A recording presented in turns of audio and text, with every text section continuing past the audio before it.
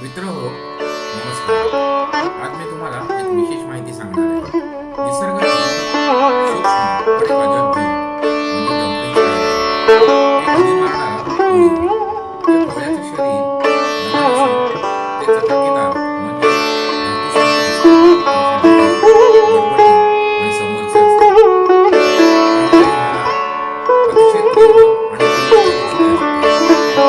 तुम्ही बघू शकता, याने एक लहानशी पतंग पकडलेली आहे, अर्थात ती एक शिकार आहे. तो कोणताही जाळं न ठेवता थेट उडी मारून शिकार पकडतो. डॉल्फिन स्पायडर हा एकटाच असा शिकारी आहे जो आपली शिकार पकडण्यासाठी शांतपणे बाजूला बसतो आणि योग्य क्षणी झेप घेतो.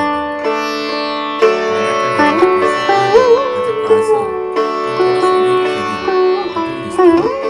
अर्थात ही त्याची एक नैसर्गिक रचना आहे जी त्याला संरक्षणही देते. हा कोळी पर्णकोळी आहे आणि बागेमधील किडींचा नैसर्गिकरित्या नाश करतो.